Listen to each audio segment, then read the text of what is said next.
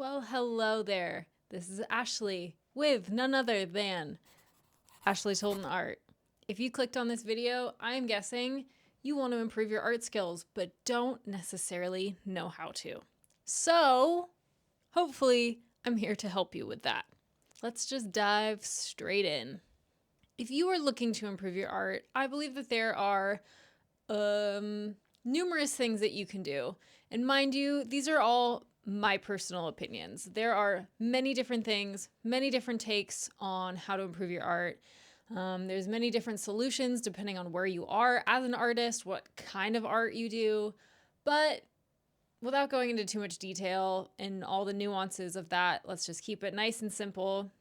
These are my opinions based off of what I've been through, what I've learned, what I've experimented with, and things that I felt like actually worked. We're going to start off probably with my most controversial tip, and that is quantity over quality and size.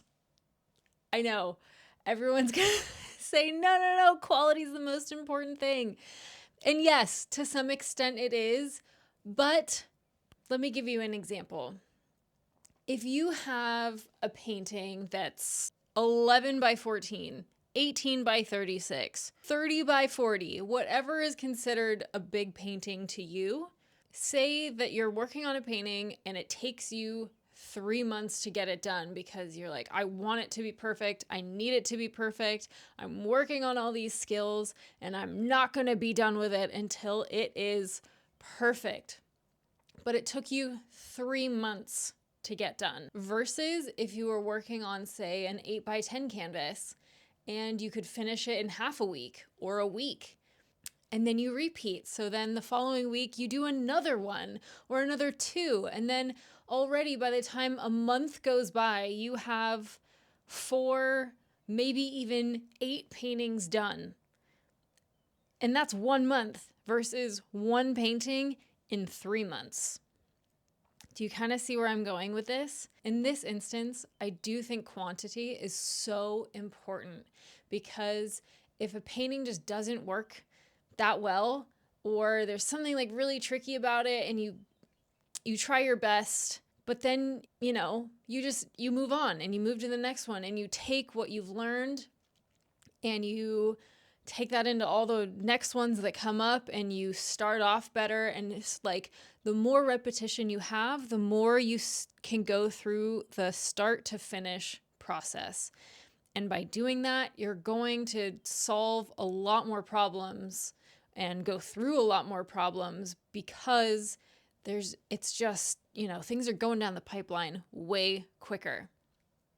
So that's my first tip for you, is instead of getting bogged down on one painting for 3 months, try going a little bit smaller and faster.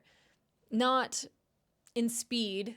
Like, I don't want to, if it's not your style to just like fling paint on there, then don't do that. Keep it in your style. But the point is go with a size where you can go through a lot of them quite quickly. And if one doesn't work out, who cares? Like, on to the next one. Learn from it. That's the key.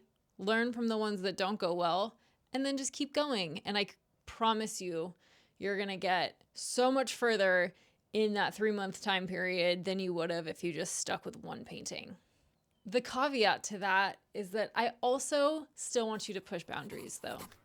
So if you've only ever done small paintings and that's your comfort zone, then do a big painting. Do something that is different from your usual. If you only do big paintings, try doing a few small ones.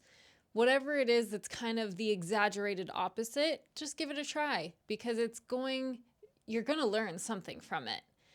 And so this tip is a little bit just about push whatever boundaries you can and try.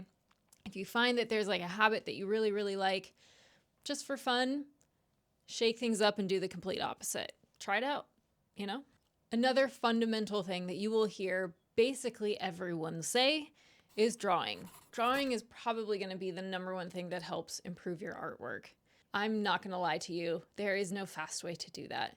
It just takes time, consistency, and patience. show up every day, a few times a week, however often that you can sit down and draw, I would make time to do that, because that is really what's going to improve your hand-eye coordination. And in that sense, you're basically only working with like white and dark. Granted, there's values in between there if you're working with like charcoal, graphite, any of those things. You can get different values, but ultimately it's just like two main colors that you're working with versus an entire spectrum. So it kind of simplifies everything. So my next point is kind of related to drawing, because it is doing thumbnail sketches. And if you don't know what a thumbnail sketch, I will attach my video right here that explains how to do a thumbnail and why we do them.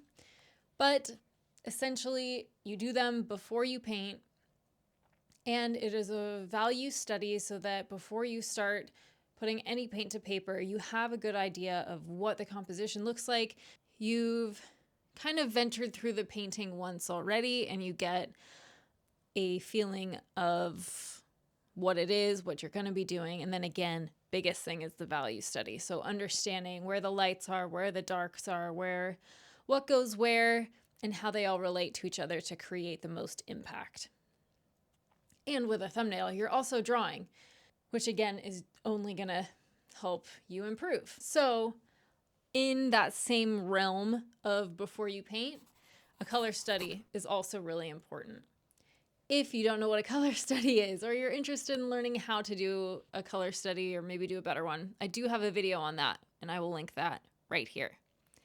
And color studies are important because they're very small, they're very quick, they allow you to do a bunch of different variations of an upcoming painting, so you can kind of play around with what colors and what values are going to look good where. And by doing that, there is a lot of repetition, which is good for your brain and your understanding.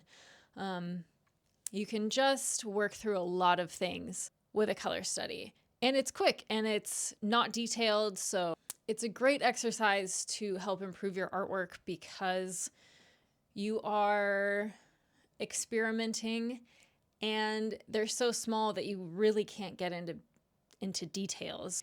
We're almost to the end, but my next tip for you is to ditch the crutches. Whatever you're leaning on, if you're tracing, if you're using a projector, if you're using a grid to draw, anything that you feel like you heavily rely on in order to get a painting done, I would try ditching it, because the level of success you're looking for probably lies in unlocking whatever it is that you're using a crutch to solve or avoid. Right? So for a long time, I felt like my drawing wasn't the strongest that it could be. And so I did do a lot with grids and tracing and things just to kind of speed up and then get into the painting so that I could work through some things. But for a little while, that was a crutch of mine. And it was only in identifying that and choosing to go in and be like, nope, no more. I am going to draw this out myself. That's when I really, really unlocked my next level potential. Yeah, ditch whatever it is that you're relying on and really try to work through that. I understand that things might look a little bit worse once you get rid of those for a little while, but in the long run, it's going to help you evolve your own style, and you're also going to be able to see where your shortcomings are so that you know very specifically what it is you need to work on. Because if you're putting, say your weakness is drawing and you're using tracing paper or grids, which are all really, really good tools to be able to use. But if you're using it in order to avoid identifying and facing a weakness you have, I can promise you where that weakness is going to help you. Say you start drawing without any means of tracing and you realize that you have a really hard time placing the eyes. Awesome. That's a really good thing to know about yourself, because guess what? Now you can go do 100 sketches of eyes on a face, and I can guarantee you that you're going to be way better and have a way better understanding of how to get that done after you do the drills to identify that or address that. So ditch the crutches. And the last tip I have for you is to exaggerate. And what I mean by this is I would challenge you to create a small painting where one is just ridiculously blendy. Like, go full blendy with it. See what it looks like. See what you learn from it. On the opposite end, I also want you to create one that's so like pin sharp, like a small brush, like every detail's in there. See what that feels like. See what you learn from that. On that note, try to make a painting that's really muddy. See what that looks like. See what you learn. Try to do one that's ridiculously overchromatic everywhere and see what you learn from that. See what you feel from that. By exaggerating these kind of ideas, we can really, it puts us out of our comfort zone and in a situation we probably wouldn't normally find ourselves. And in doing so, you can teach yourself new techniques. You can kind of find a different way to express something that maybe you weren't trying before, you weren't aware of. So by exaggerating, you're really just changing up your normal and essentially experimenting. So with that, I hope you enjoyed this video. I hope you learned something and you're going to take away some of these things to go improve your own artwork. Let me know if you do end up doing any, which ones work the best for you, which ones you're most excited to try, anything. I want to hear it all. And as always, thank you for joining, and I can't wait to see you in the next one.